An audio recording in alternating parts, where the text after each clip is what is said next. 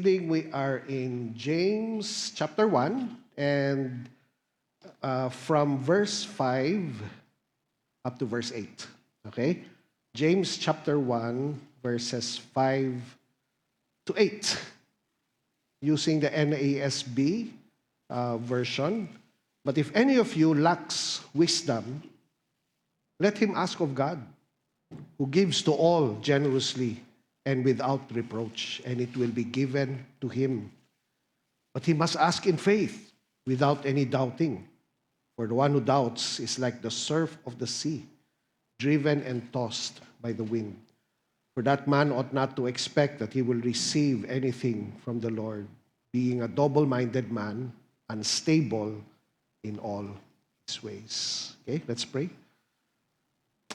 Father, we thank you. Salamat gid sa pagtipon sa amon sa sining nga gabi. Thank you, Lord, for our hearts giving praise to the King who bore our sin, took our place when we stood condemned.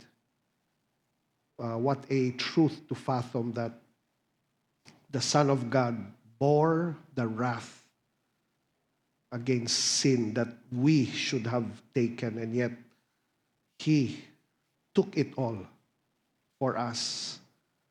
So we thank you, Lord. We thank you for your love. Thank you for your grace. Salamat gid, Lord, sa imong word. We thank you that we can read your word every day. We thank you that we can listen to a sermon every Sunday. We also thank you for discipleship groups, Bible studies, and even tonight, we thank you. The more of your word, Lord, the stronger we become in our faith. So we pray tonight that our study of James may further strengthen our faith and bring us more into the life that you desire for us to live. So we thank you. All praises belong to you, God. In Jesus' name, amen and amen. Okay? Verse 2, ma-review kita, no?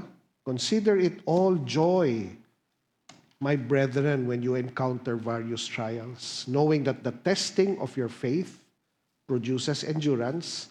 Let endurance have its perfect result, so that you may be perfect and complete, lacking in nothing. No? Ang pagsulat ni James na consider it all joy, no? You will not understand it until you see the end portion, no? Na makita naton sa verse 4. No? Why is it all joy for us to face trials? Because ang bunga sang trials, okay, what is the fruit of trials? That we may be perfect and complete, lacking in nothing. The ESV, mature ESV, I think NIV uses mature, no? The ESV, sino may ESV version? Steadfast, verse 4, that you may be perfect man. Okay? So nakita natin last Sunday, perfect there does not mean perfection. It means mature. Okay? So mature, a mature Christian is not a perfect Christian, but we are being perfected. We are maturing. Okay? And that is what gives us joy. No? So again, due tayo nga review. Verse 3, knowing that the testing of our faith. So this is not trials na, ay nga, nagtaas ang presyo sa gasolina, nga kadamos ang mga pagsubok sa Tagalog pagtilaw. No, this is a testing of faith. Okay? Testing of faith that leads to what? Who remembers? Testing of faith that leads to perseverance. What does the testing of faith bring out in us? Perseverance. Okay? Anong kwa ni James, no? The good works, di ba? It's the faith that brings good works. Okay? So this is the other side of grace. No? Paul will talk about the faith that brings salvation, no? That brings our eternity. James is talking about the faith that brings good works. So ang focus ni James diri is ang aton nga steadfastness in our life. No? So, importante makita nato sa James. James is not teaching us that we're trying to save ourselves. No. We cannot. We know it's all Jesus.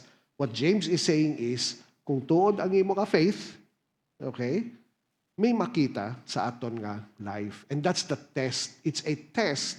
It's a trial that brings out the righteousness of Christ. Okay? So may mga trials that test our faith in the Lord with regards to His answering prayer, etc. May araman, trials. James is focusing on a specific trial. It's a trial to bring out the word of truth in our life. No? So, kung nabasa nyo ang James, makita nyo na. Okay? Every Wednesday, I will check sino ba nagbasa ng James. Okay? So, sino ba nagbasa ng James? Very good. All those who did not raise up their hands, okay? Please get a cup of water and, but it's good. Read James. Don't wait for the Bible study. Read it in advance.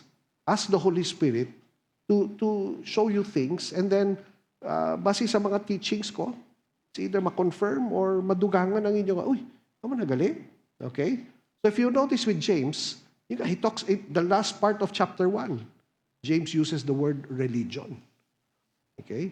And those of us, like myself, who were born again in the 80s, we were brainwashed with Christianity is not a religion, it's a relationship. It's a lagali. Christianity is a religion. Why? Because a religion is obedience, no, and allegiance to a God that you believe in and to His teachings. Okay? We are not saved because of our religion. Okay?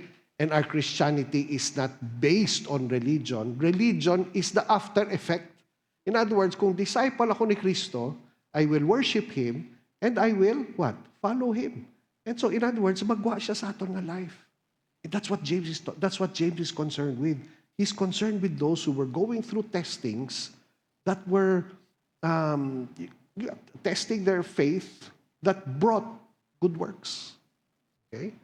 And that's why, remember, James ends his letter by saying, whoever saves a person and brings him back, saves him from sin. Whoever brings back a wanderer. No? So, we are all wanderers. Not wander, wander. Na palalag, ano nga eh? Yun, okay. So, sige lang. So, ako na, no? Basta we're always wandering from the truth and God's always bringing us back. And James focuses on the word of truth. Okay? I just want to make this one point, and this entered my heart as I was preparing this. Kasi nga sa verse 5, no? Verse 4, I'm sorry. Let endurance have its perfect result so that you may be perfect. Other versions will use mature. Okay?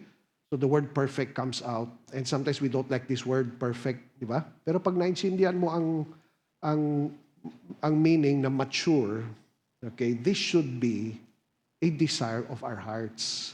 Okay? Kita mga Christians, we have to be careful about that phrase, oh, I'm an imperfect person. Di ba? Some churches are like that, di ba? It's a church where imperfect people come to worship a perfect God. It's true. Okay? Ang problema, ang ibang Kristiyano, gatener sila Ay, imperfect ako. Imperfect. So, nagatabo. Wala na sila effort with Christ to bring out His teachings.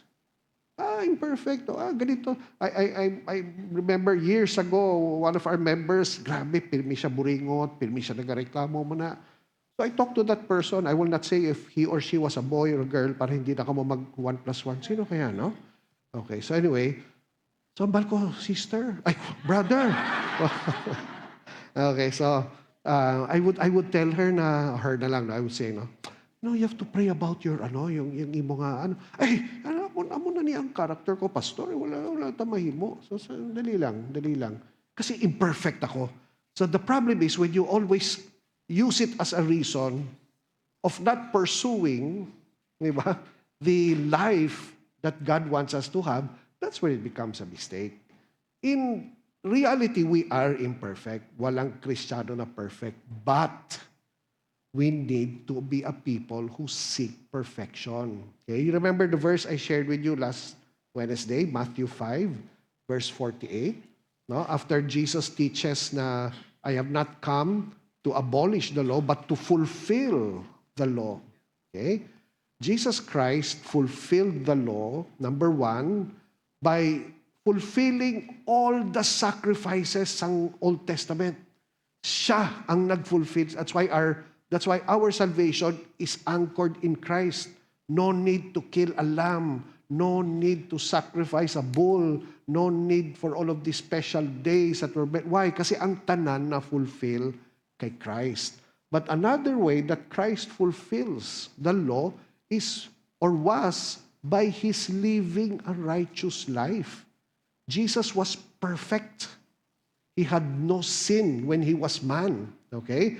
And that righteousness is also imputed upon us. In other words, if we put our faith in Christ, not only is His sacrifice the answer to our salvation, that's why we can say, Lord, thank you again. But His righteousness is also given to us. And so Jesus will end Matthew 5 by saying, be perfect, verse 48. Therefore, you are to be perfect. Kung basahon mo, sobra naman, Lord. Kinahanglan perfect ako? No. It talks about being mature. But what it really talks about is how a Christian must be seeking perfection. Okay? Let's not use our imperfection as an excuse to stay as we are. Okay? Tapusin ko ng Bible study, ang itsura nyo, grabe naman, no? But we've misunderstood that thing about being imperfect. Yes, we are imperfect, but God wants us to work out our perfection that we have in Christ. In other words, we are able now to be righteous because of His righteousness. Ang hindi natin mahimo, kung gusto niyo mas expanded version na Romans chapter 7, Romans 6, Romans 7, basahon niyo ang pagsulat ni Pablo da. Okay? God has given us everything that we need. 2 Peter chapter 1, for life and godliness. So, let us be a people who seek perfection. So, of course, one example of that is Philippians chapter 3, verse 12 to 16, where Paul wrote when he talked about his former dependence on the law, but now he considered everything rubbish. So, sa Philippians 3, verse 12, Paul writes, not that I have already obtained it, the fullness, or have already become perfect, but I press on so that I may lay hold of that for which also I was laid hold of by Christ Jesus. So, brethren, I do not regard myself as having laid hold of it yet, but one thing I do, forgetting what lies behind. The song siya, di ba? And reaching forward to what lies ahead. I press on toward the goal for the prize of the upward call of God in Christ Jesus. That should be our attitude, brethren. Okay? So dapat, pag-arata sa kalibutan, imagine yourselves just like the 12 tribes scattered in the world. We are a people scattered in the world. And to show them a heart that strives for the perfection for which Christ died for us. It's not self-effort. That will show them how we are to live. Amo na ang righteousness na dapat pinapakita natin sa kalibutan. It's a righteousness that comes from Christ. Okay? So our desire must be to perfect us. Okay? So that is why we need trials and tests that move us to persevere, or endure, because our goal, which is of course God's goal, is for us to be mature and complete, lacking in nothing. Siyempre, pag abot sa eternity, tapos na ang tanan. Pero habang nagalakat kita diri sa kalibutan, amo na ang process ni Lord sa aton. Okay? No time limit. There's no time frame na dapat in 1 week, amo ni, dapat in 2 days, amo na. No, let the Lord work. But importante is kita sa aton ka heart, we must be a people who are seeking maturity. No? We don't want to remain children. I'm reminded of 1 Corinthians chapter, look what Paul wrote into the Corinthians in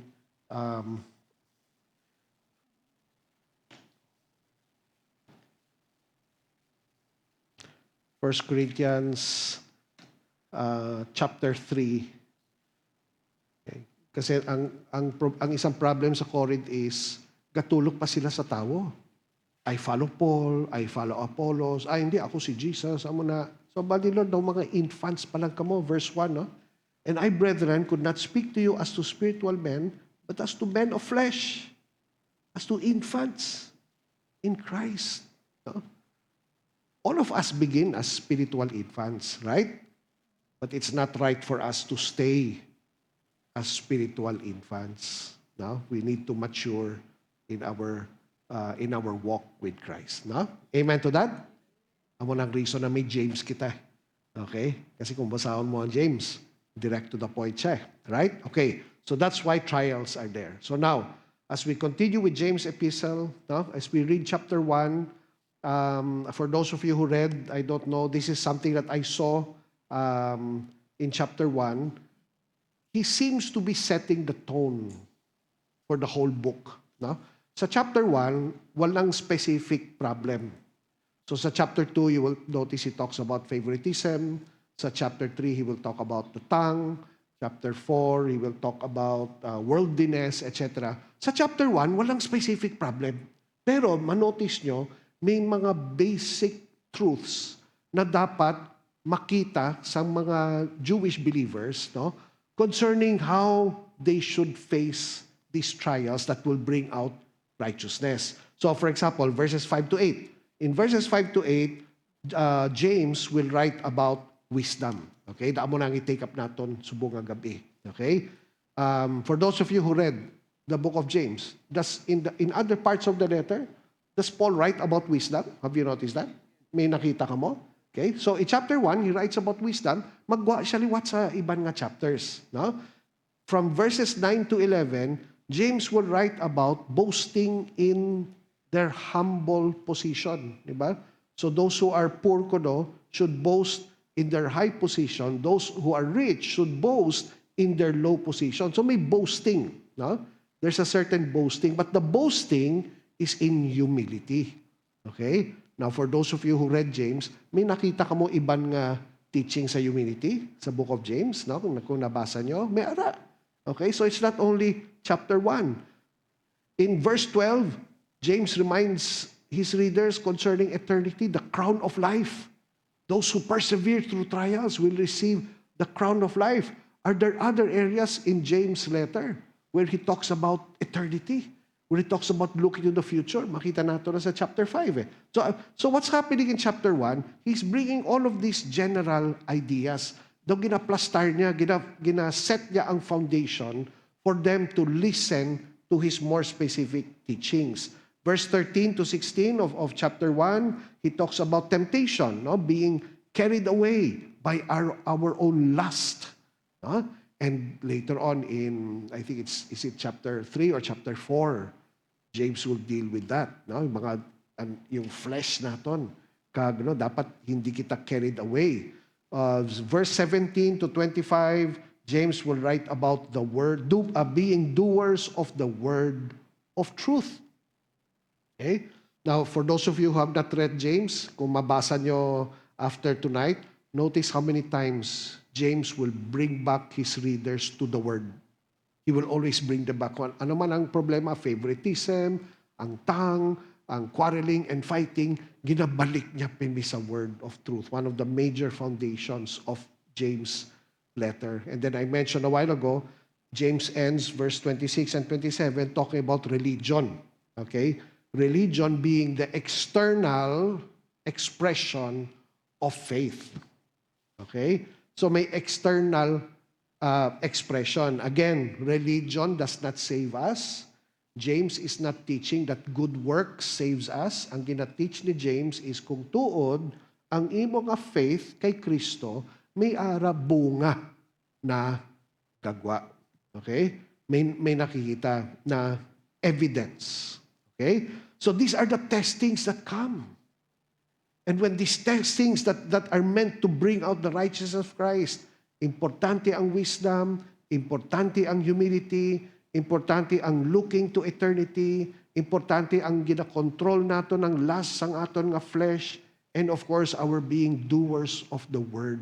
No? So chapter 1 sets that foundation. Then when you go to chapter 2, that's where you notice James begins to talk about specific issues. No? Why are you practicing favoritism? Why are you putting the rich above the poor? Sa chapter 3, why are you not careful with your speech? Sa chapter 4, why are you quarreling and fighting? But you will notice, pabalik-balik siya.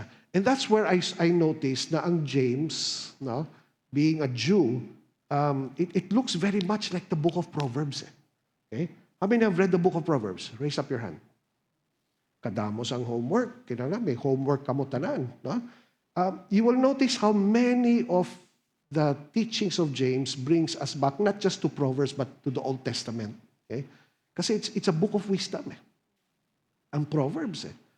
And if you read Proverbs, you will notice it's not, it's not yung usual expository bala na may introduction, tapos may body, etc. Hindi kung ano-ano ang ginagawa sa Proverbs, di ba?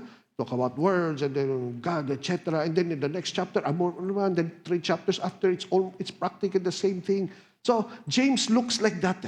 He's talking about different things, but they're actually all connected. Okay? They're actually all connected. I've actually came up with my own term. He randomly connects all of these truths to strengthen our foundation concerning our steadfastness in the word of truth. So ang tanan sini, konektado siya.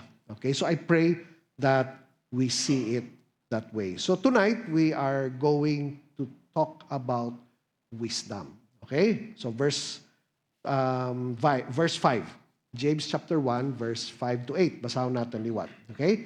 But if any of you lacks wisdom, he should let him ask of God, who gives to all generously and without reproach, and it will be given to him. But he must ask in faith, without any doubting, for the one who doubts is like the surf of the sea, driven and tossed by the wind. For that man ought not to expect that he will receive anything from the Lord, being a double-minded man, unstable in all his ways. Okay?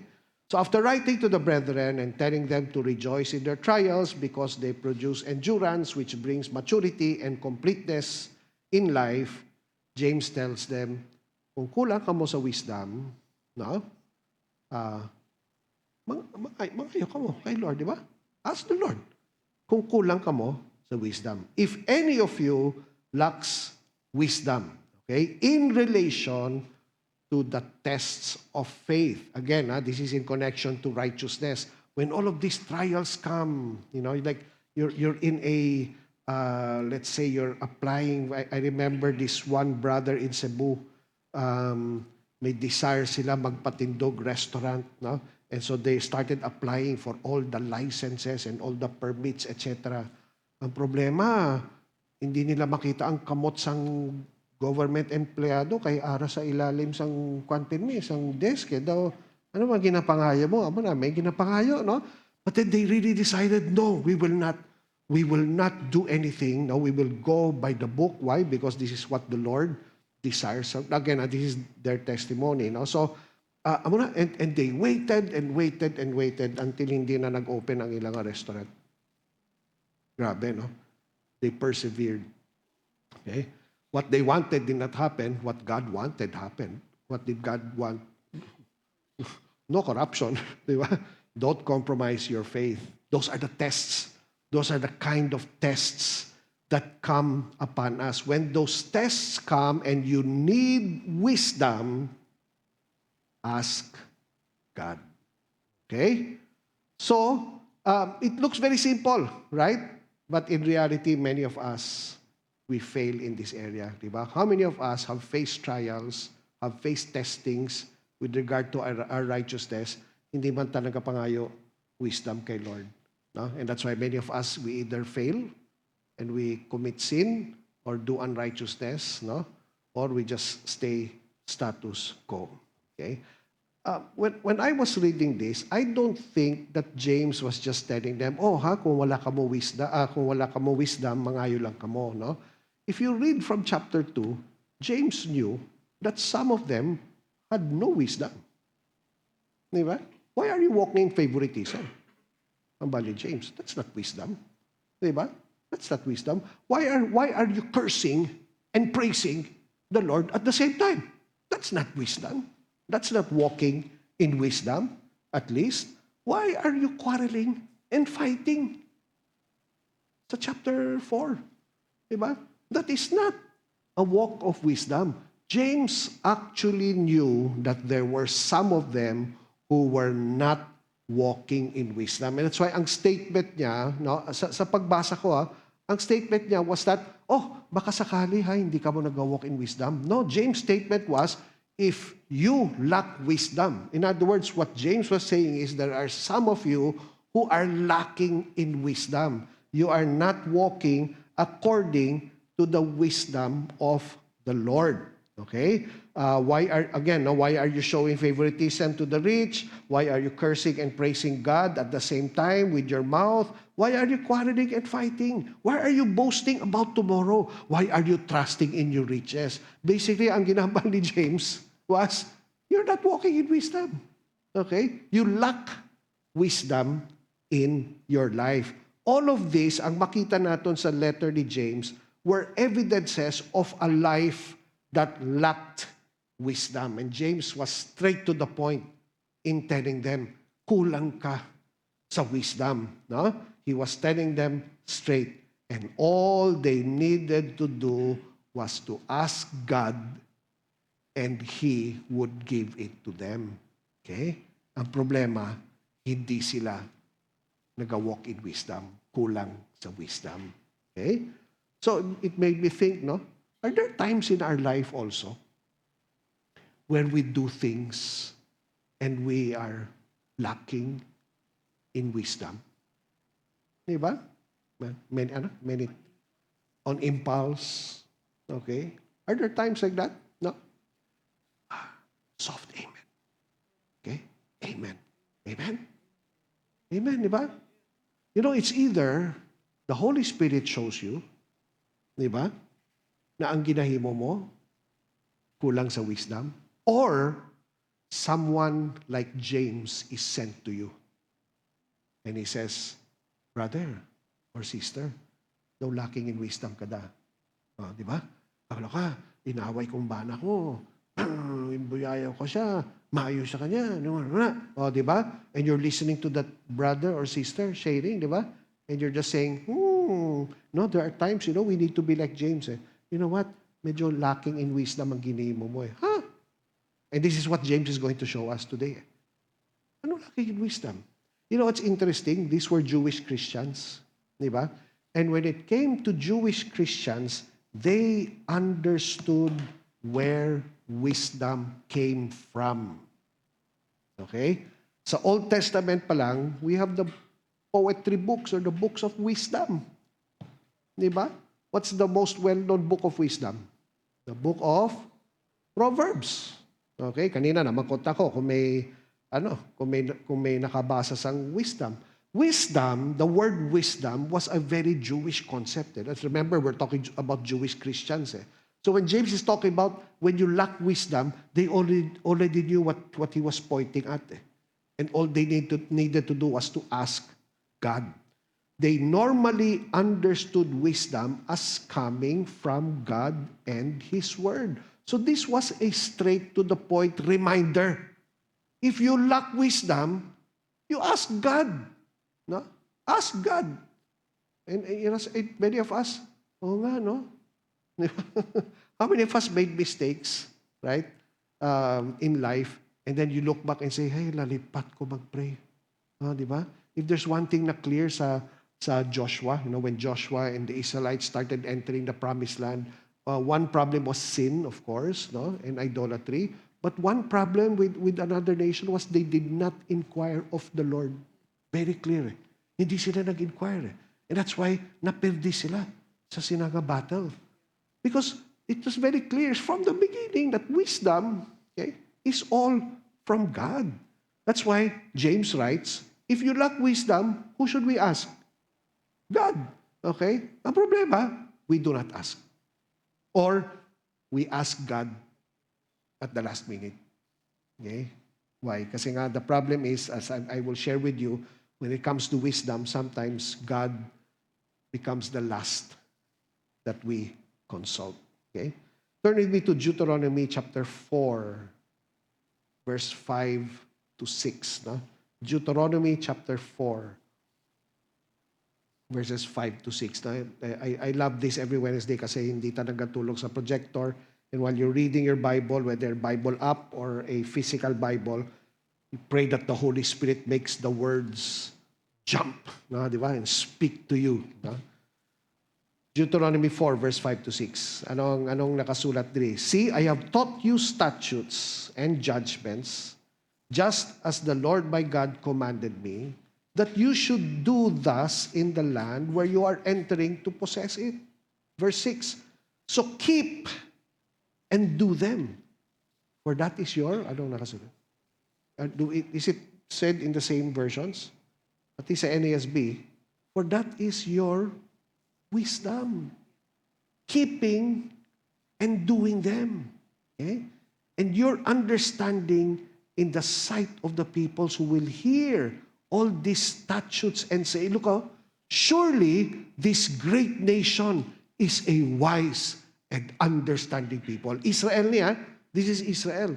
The whole point of God in wanting His people to worship Him, to hear His words, and to practice them was that all the nations would say, wow, here is a people, no, who are wise and understanding. Why?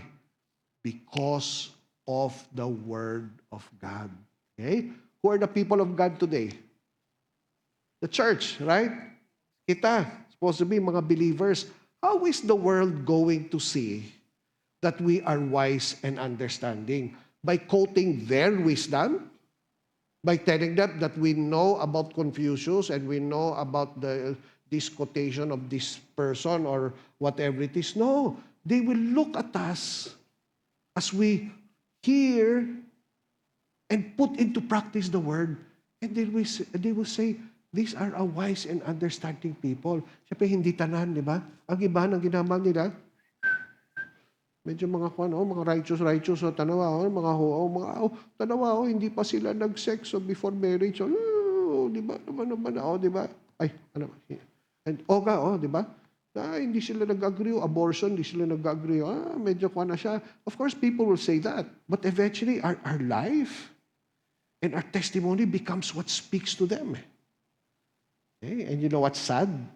At the end of everything, when the Lord returns, many people are going to say, sakto gali, si pare, si mare, kita ko sa iyang life, hindi siya nagpati.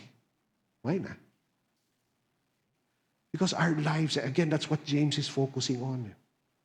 Our lives are meant for the world to be able to say, okay.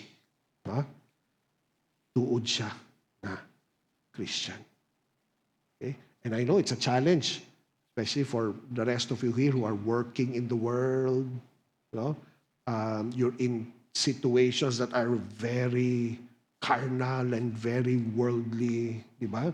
You may be in the government. That's why when we pray for our nation, in our intercession, we pray for believers who are in the government, that when other government employees or officials see their lives, they will see the wisdom of the word in them.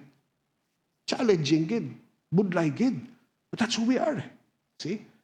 Again, going back to James, if you lack wisdom, ask God. Okay?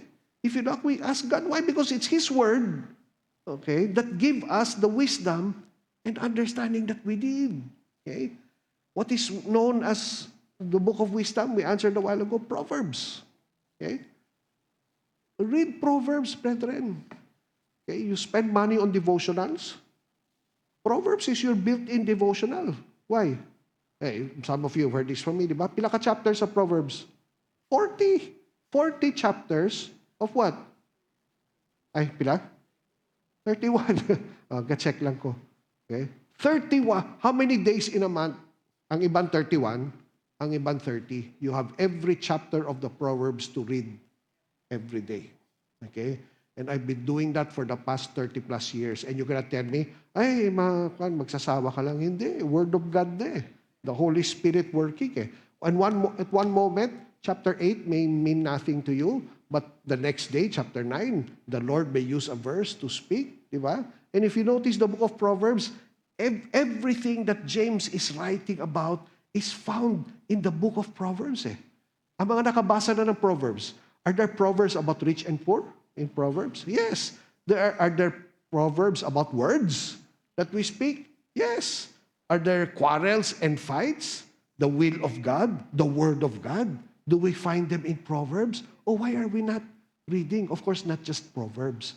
God's word, scripture in itself, is God's wisdom. Okay? It's God's wisdom, brethren. And we should be a people who are seeking God's wisdom. Grabe, no? The word wisdom in Hebrew means, when you're a person of wisdom, it's the skillful application of knowledge. In other words, you have the knowledge of God and the knowledge of His Word, you're now able to apply it. That's wisdom. Wisdom does not remain here. Wisdom is, ay, nabalaan ko ang teaching ni Lord, i-practice ko. We put it into practice. That's the Hebrew word. I don't know how to pronounce it. Pasensya lang. Ini ang Greek word ng wisdom. Ma-pronounce ko, gid. Okay? Ano ngalan sang aton nga secretary ng church? Sister Sophie. Ang Greek word for wisdom is Sophia, which is also the name of a bakery. O, di ba? Nanamit ang ilang bread. Grabe ang wisdom nila. No? The Greek word, no connection, the Greek word is Sophia. You know what the word Sophia in the Greek means? It means clarity. Marami, no? Klaro siya. And tungkol sa klaro, ang inang wisdom, gina-apply mo. Because it's clear. It's not a mystery. It's clear. Okay? It's clear. And no wonder, James is telling them, if the knowledge of God and His Word was meant to be applied to their life, then who should they be asking? They should be asking God. Because it's God's Word and God's wisdom that gives them the knowledge of how they should live. Okay? So, let him ask God. Okay? Again, the Greek here of ask. Okay? I need, some of you know this, I need to confess, whether it was English or Filipino or even Greek, mahina ako sa mga past perfect, mga present perfect muna, no? Sa English, I always had a hard time, even with Greek. But the Greek here, when it was written, is Greek present imperative, which means that it should be translated, okay? If you lack wisdom, let him continually ask God. Present imperative. In other words, keep on doing it. Not only when the circumstance you're facing is there, you have to be a person who keeps on asking God for wisdom. Hindi nagauntat, hindi nagastop ang imo pag-seek kag pag-ask kay Lord for wisdom. That's what it means. No? In every circumstance, they were to keep on asking God. Grabe, no? Okay? Keep on asking God. And not just in every circumstance, they were to continually seek God's wisdom. And James wanted the brethren to go back to this truth. Okay? That if we need wisdom, we need to ask God. Okay? Who gives generously, di ba, ang manangambal ni James, right? Ang ginsulat niya gani. If any of you lacks wisdom, let him ask of God, who gives to all generously and without reproach. Okay, what do other versions say? Without reproach sa NASB, no? Sa ESV, what does it say? Who gives without finding fault. Okay? Sa NIV, He gives all same, no? Without finding fault. In other words, if you ask for wisdom, the Lord will not say, ay, hindi, eksakto na. That's what it means when you find fault. No? Pwede maghulam 1,000 pesos? Ay, hindi, sobra ka naman. 50 pesos lang. Amo na you find fault. No? When someone comes to God and say, Lord, I lack wisdom. Can you give me wisdom? Of course! Of course, I will give you wisdom. I find no fault in that. There's no reproach in your request. Asking wisdom, God will always say yes. Okay? It always goes back, di ba? It always goes back. Ako, share ko lang ni sa inyo. Personal practice ko lang ni. I'm not asking you. This is not Bible truth. This is how I apply my Bible truth. Okay? And I'm just being honest. All of us know how tempting Shopee or Lazada is. Di ba? Especially kung mas barato siya compared sa department store. Okay? But you know what? No matter how cheap it is, I always pause and say, Lord, should I buy this or not? Kasi biskan 100 pesos. Pati, sa ako lang niya, we can talk about it after this. Pero sa ako lang, kwarta ko kay Lord na eh. Di ba? And so I ask, should I buy this, Lord, or not? Di ba? See? And sometimes the Lord intervenes. Kasi pag press mo, ano na, pay ba na? Or ano bang gina-press mo na yung pinaka-last? No? Check out. Check out, no? Check out. Hindi ginabaton sang payment. No? Oh, daw gina-stop mo, Lord. Diba? 100 pesos lang naman. No? Okay, that it's my testimony. I'm not saying that's Bible. Okay? But that's because for me, I mean, the cuter your prayer, the more it expresses your faith. What do I mean? Have you ever caught yourself Sunday morning, you're looking at your clothes, Lord, ano kaya ang ano? Isuksok ko subong. Cute. Naka-cute naman sa prayer mo, but don't be ashamed of it. Why? Because it only shows you your heart. Your heart is showing how much you are dependent on the Lord. Ay, bayo lang eh. Don't bother yourself with that. No. You ask me, bother God with everything. Why? Because if you believe that wisdom comes from Him, okay, and that He grants it without reproach or without fault, di ba? That's what we need to do. We need to ask God.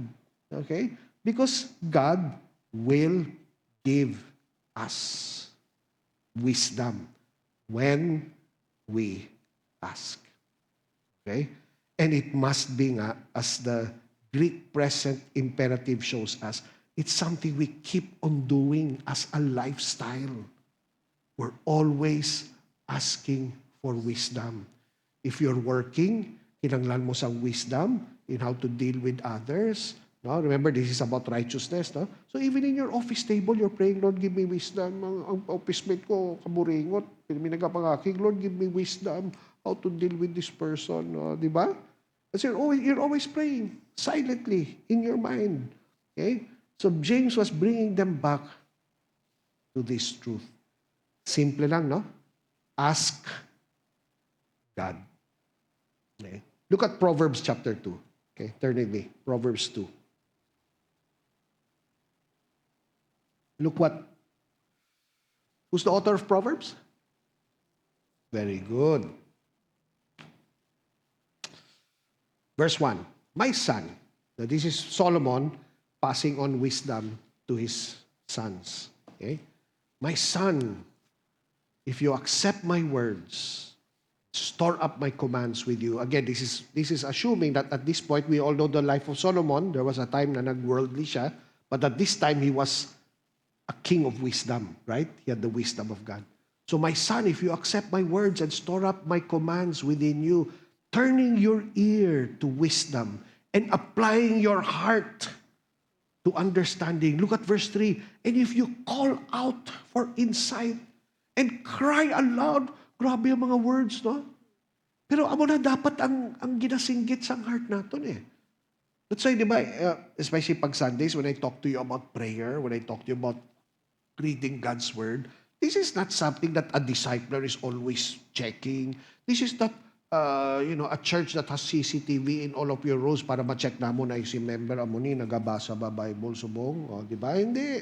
This is about your heart crying out for insight, crying out for knowledge, especially during times where you are being tested.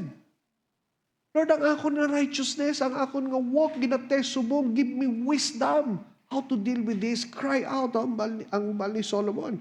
And if you look at it, verse 4, if you look at it, look for it as for silver, and search for it as for hidden treasure, then you will understand the fear of the Lord and find the knowledge of God.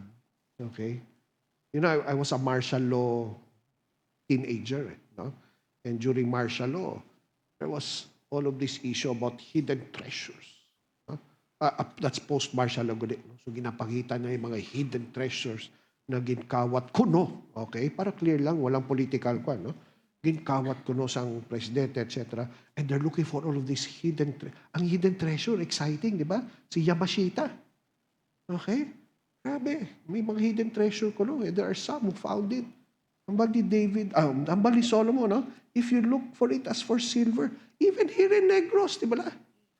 May mga nagapangita hidden, and they will spend so much money, and most of them, I heard, some have found, but they will spend so much effort and time just to find wisdom. Then, verse 5, then you will understand the fear of the Lord and find the knowledge of God. Are we asking God every day?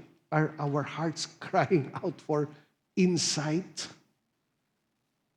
and wisdom from Him? Di ba? And it goes back to us, brethren, as Christians. We're supposed to be a people of the Word, just like the Israelites. We are the people of God today. And that's what we boast about. Ay, kami mga Bible Christian kami. O, di ba? That's why na, kamo religion kamo. Kami, Bible kami. Oh, pag kinanglan ba natin sang insight, are we asking God? Okay.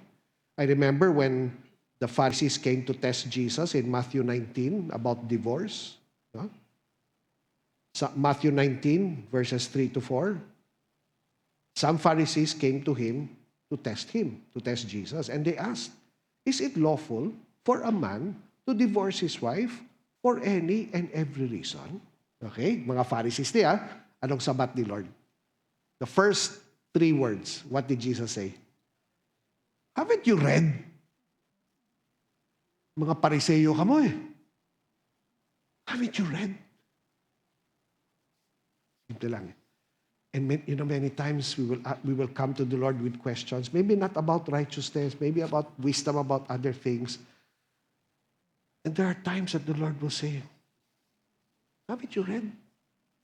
Should we be tired of reading this? Should we? Diba? It's something na dapat. Okay? How many of us know, at least those who are part of our Facebook group page, that we post daily Bible habits, daily readings, diba? And yet many times, maybe we have our own habits, so maybe you don't have to follow that, fine. But you need to find yourself always seeking wisdom, especially sa context nga ni James.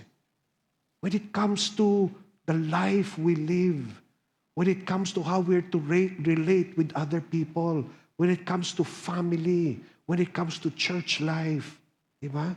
And we come to the Lord, di ba? And we complain, Lord nga, amon ang amon nga members sa church, Lord nga, amon ni. And then maybe the Lord will tell you, haven't you read? Di ba? Okay? Or at least, haven't you asked maybe your pastor or elder or discipler? See, that's the point of engaging in the Word every day, even with other believers. Diba? Don't waste times. Yes, sometimes, of course, we talk about politics. Sometimes we talk about the rising of gas prices, etc. Sometimes nagalusot. Pero when we come together as believers, it's beautiful to engage in the Word. No? Ay, may nabasa ko na amo niyo. Ano abot siningon sinino? Sometimes, syempre, ang sabat mo is, hala, di ko kabalo. O, di ba? Mamakot na kay pastor. Wala problema. At least nagpapamakot ka mo. Di ba? Or, you know, what's really more beautiful is when you're in your home alone, you're reading the word, and all of a sudden, it becomes clear. Ano naintindihan ko, di ba? Naukulbaan ka, hala, paano ko nakita? That's the work of the Holy Spirit. And we should never be lost with that awe of the Holy Spirit revealing His wisdom to us. Look at verse 6. Are you still in Proverbs 5? Proverbs 2? Look at verse 6. For the Lord, what? Gives wisdom. Ang manangambal ng writer, si Solomon. The Lord, if you're searching for it, the Lord gives it. Isn't that exactly what James wrote? If you lack wisdom, ask. Ask God. Okay? And He will give you wisdom generously without reproach. Diba? This is the premise of a believer or a disciple who continually asks God for wisdom. What? The premise is, He gives to all generously. That's how generous God is. Okay? Generous ang akon nga Diyos. Pag nagpangayo ko wisdom, ihatag niya generously. Grabe, no? There's nothing more satisfying than the Word of God becoming real to you and saying, ay, Lord, amo ni gali. Diba? Amo ni gali ang eksakto, Lord. Amo ni gali yung mga truth. And then, you practice it. And God does not find fault with anyone who asks Him for wisdom. It is the right thing to do. God will give us wisdom. Okay? So are you facing persecution now? Are you faced with a test where your righteousness is in question? Are we seeking God? Are we calling upon Him and asking Him for the wisdom that comes from His Word? Okay? Wisdom is not, anak, amo na yung himon mo. Hindi. It's, what has the Word shown me? Diba? What is the Word teaching me? The thing with the Word of God is, minsan, nakakatakot Na to the point na hindi natin gustuhin mo Diba? So for example, just one example. No? It's not in my notes, just entered my mind now. I don't know why. Matthew chapter 5. No? Look at when the Lord explained the law according to how He, the Son of God, taught it. No?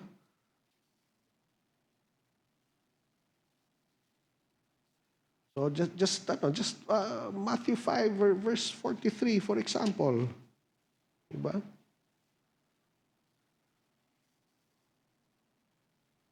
Matthew 5:43, I think this is the most loved.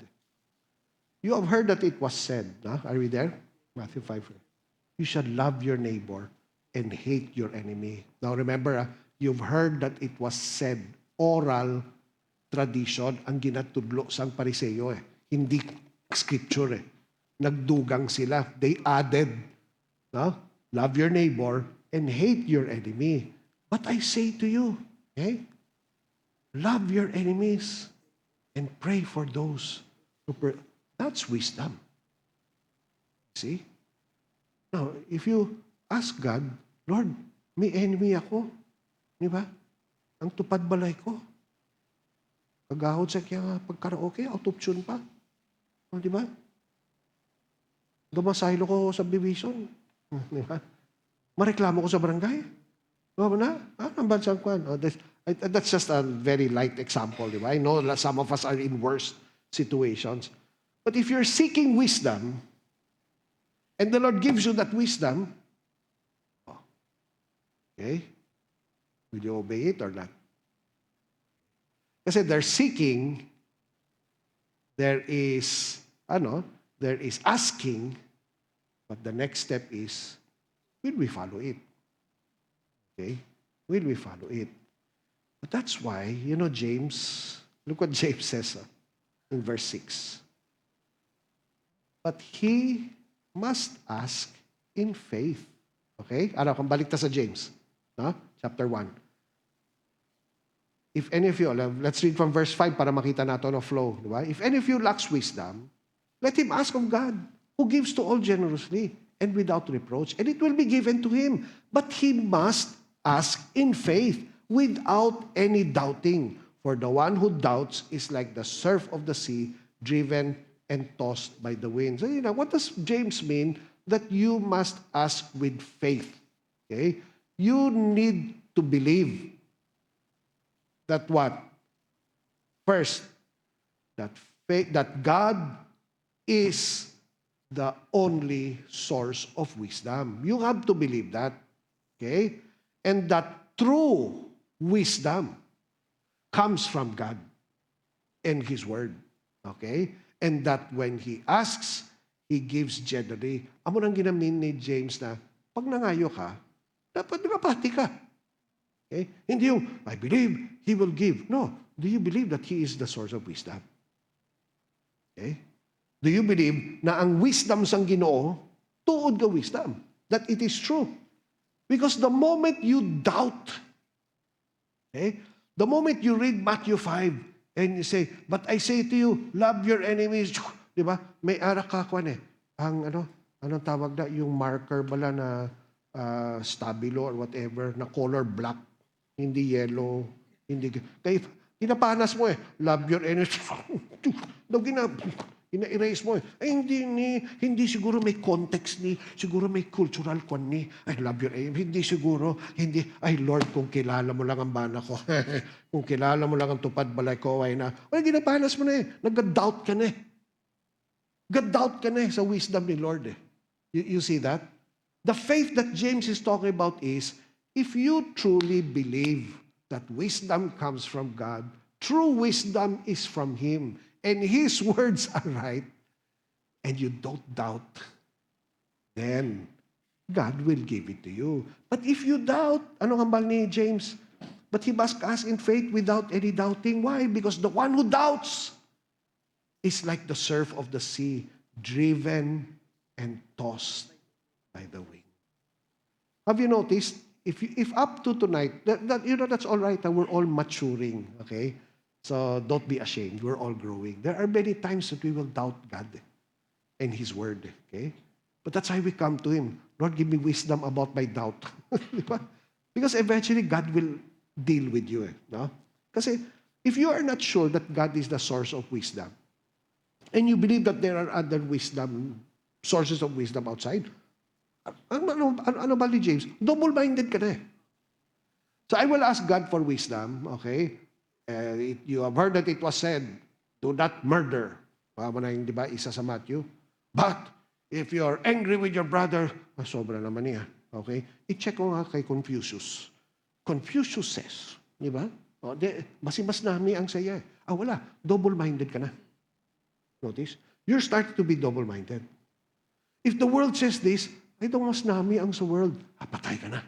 Wala na. No wonder you're not asking, or if you're asking, God is not answering. Why? Because you don't have faith. You see? You're not trusting. If you are not sure that true wisdom comes from God, okay? And you are not convinced that God gives generously when you ask for wisdom, that He will show you, okay, the vast tawag din na vault of wisdom. Okay? We will struggle. Maybe for some of us tonight, maybe that's our struggle. We're not yet, it's not our faith. Because our faith in God must be, Lord, you are the wise God. You are wise. When you, in Genesis 1, when you created all of these things with your word, that's how wise you are, Lord. Diba? And sometimes I'm not sure how. You know, when we pray, all of us, most of us here, if not all of us, diba, nag-pray kita for wisdom. Okay? Wisdom maybe for a decision that you will make. How many of us really understand what it is we are asking from the Lord? No? Let's go back to Proverbs. Look at how, every time I go through Proverbs 8, Sometimes nahuya ako there are times kasi I would ask the Lord, yung nga for wisdom, Lord, may gusto ko baklon sa Shopee, no? So, tapos, corny, di ba? Because if you look at wisdom, okay? Look what it says. No? Let's read from verse 1. No? We have a few more minutes left. Does not wisdom call and understanding lift up her voice? On top of the heights, beside the way, where the path meets, she takes her stand. This is wisdom personified. Okay? So Solomon is writing about wisdom as if it's a person. He's not saying it is a person. Kaya nga poetic book eh. So he's writing it in a way na maintindihan natin, di ba? So on top of the heights, beside the way where the paths meet, she takes her stand, wisdom.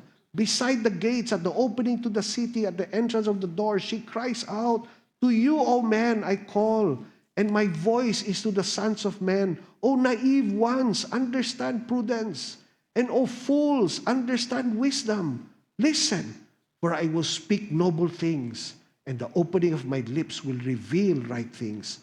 From my mouth will utter truth, for my mouth will utter truth, and wickedness is an abomination to my lips. All the utterances of my mouth are in righteousness. There is nothing crooked or perverted in them.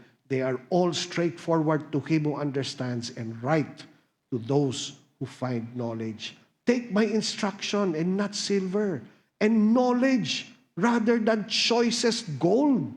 For wisdom is better than jewels, and all desirable things cannot compare with her." Di ba? Many people connect this to Jesus, but no, it's talking about wisdom. Di ba? Wisdom is more, di ba, gaano ka-excited kita na magkakwarta? Dapat, mas lalo pagid sa wisdom. Okay? Pero sadly, di ba? How many Christians today, di ba, they're seeking other things rather than wisdom. But that's what Solomon's writing. Verse 12, "I, wisdom, dwell with prudence, and I find knowledge and discretion. The fear of the Lord is to hate evil, pride and arrogance, and the evil way and the perverted mouth I hate." Okay. Have you noticed one of the sins that our hearts do not agree with, na nasala, is pride? Di ba? Pride is sin eh. But we're so proud na natin. Again, another story I'll never forget. We had two members of the church in the early years of Lampstand. Halos wala kamutanan siguro. Away sila. Garbing away. So, ang counsel ko sa ilang dua, separately was, go ask forgiveness. Ang sabat sa akon sa isa, "Pastor, I have to keep my pride. Iskan jutay lang, pastor. No, nagambal ka na mangayo ko pa." Sabi ko, grabe ha. Obviously, di ba? Dumasabat ko, "Have you not read?" Di ba? Obviously, he has not. Because if you read Proverbs, dinila Proverbs 8, klaro-klaro ang pride, arrogance, evil way, I hate. Counsel is mine, sound wisdom, I am understanding, power is mine. By me, kings reign, and rulers decree justice. Again, the context is kings of Israel, not the king of Somalia or what, hindi. By me, princes rule and nobles, all who judge rightly. I love those who love me, and those who diligently seek me will find me. Riches and honor are with me, enduring wealth and righteousness. My fruit is better than gold, even pure gold, and my yield is better than choicest silver. I walk in the way of righteousness, in the midst of the paths of justice, to endow those who love me with wealth, that I may fill their treasuries. The Lord, look at wisdom, the Lord possessed me at the beginning of his way, before his works of old. From everlasting I was established, from the beginning, from the earliest times of the earth, where there were no depths, I was brought forth, where there were no springs abounding with water, before the mountains were settled, before the hills I was brought forth, while he had not yet made the earth and the fields, nor the first dust of the world, aran ako no ang wisdom. And God is so gracious to give us wisdom, whether we will buy from Shopee or not. But that's how God wants us to seek Him. You're seeking the God who created the heavens and the earth. And you say, Lord, give me wisdom how to handle my business. And the Lord will say, yes. Yes. But you need to understand, anong wisdom ang ginapangaya mo? The same wisdom of, Enrique Razon, of Negros Power, or si, Sang San Miguel? I forgot their names na. Yung mga CEO bala na, basa Ramon Ang, basa mo yung mga article, ang galing-galing, no, grabe, kaalam sa ila, mayaman na, maalam pa. Wait, who is your God? Who is your God? Compared to these people, they're nothing. Okay? What does God have to do with business? Allah. You don't understand the wisdom that comes from God. Can He really give me wisdom how I will take care of my business? How many proverbs talk about laziness? Oh, you read the book of Proverbs? It talks about lazy people. Diba? A few moments of sleep and your wealth will be taken from you. So, adra lang, simple lang ang wisdom ni Lord Hindi ka maging lazy. Diba? Rise up early. Wisdom of the word. Grabe, no? Many of us, of course, some men have wisdom. We don't know that. But if you're going to cry out to God, you have to believe and not doubt that His wisdom is greater. Diba? His wisdom is greater. So what does James tell this? Let's go back to James now. What is James saying? You need to trust God. You need to have faith. He did not want them to be like the surf of the sea, verse 6 of James 1, driven and tossed by the wind. No, He wanted them to be a people of wisdom. People guided by the Word. If you think about it, brethren, again, read James in advance. Okay? Ano ang mga kalaban sa wisdom of God na makita natin sa James? Okay? Boasting in riches, boasting in ourselves, carried away and enticed by our lust, saying what we want, not caring for others. Okay? Simple lang naman Many Christians who are active in social media who think they can just say anything have not been seeking the wisdom of God. Because that's what we're going to take up in chapter 3. Our tongues, what we say, what we write, is it not supposed to be something we're seeking wisdom from the Lord and saying, Lord, should I not be following this? Today, this is the same faith that God desires us to have. Okay? So these were Jewish believers, but we also have sila gani Old Testament lang Kita may old kag new. We're a people of the Word. Diba? And this is where our wisdom comes from. Right? The same faith that leads to God's wisdom, which leads to righteousness. It's a faith that seeks God, who believes God is the true source of wisdom, and that He gives generously. Look what James is going to write in the future study natin, James chapter 3, verse 3, just to give us, as we end, just to give us this importance of the wisdom of God. James chapter 3, verse 13 to 15.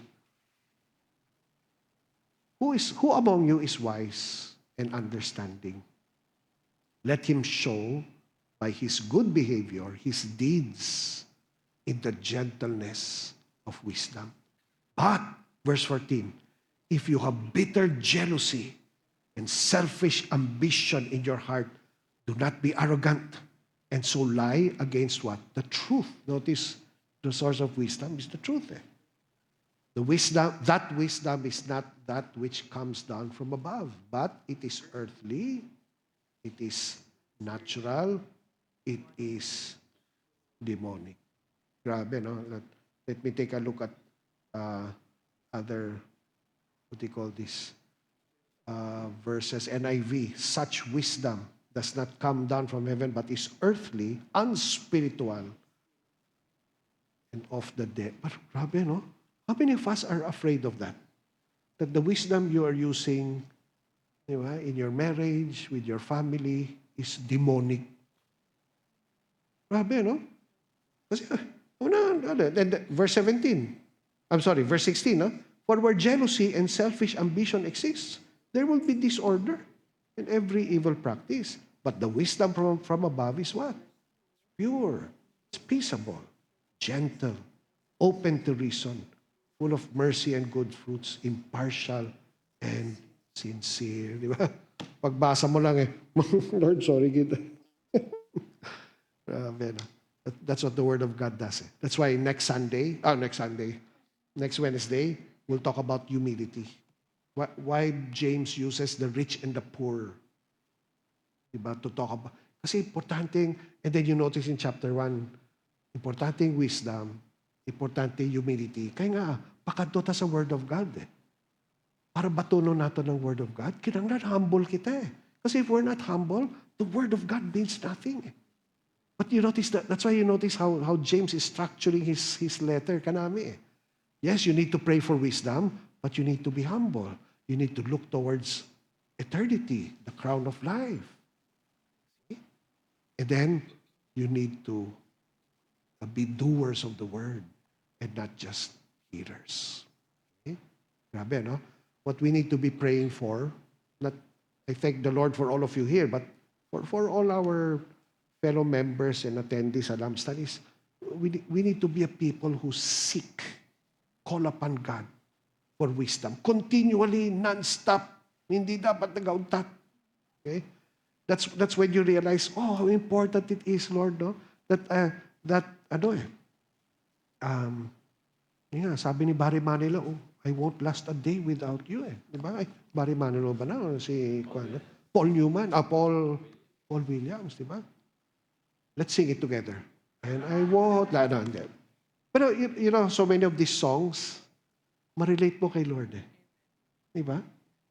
Ma-relate mo kay Lord. As someone who loves songs, I listen to music. And every time I come in prayer, every day sa morning, Lord, good morning. Hindi ako nag-good morning. Pero, Lord, it's just you and me. Nadunduman kong Chicago. Kaya mga just you and me. Di ba? Parang masing mo kay Lord Kasi yung mga love songs, actually, hindi kay Lord Di ba? Or just you and me. I won't last a day without you, Lord. I won't last a day without your word. Make that the reason you read. Not because your discipler will check you next week.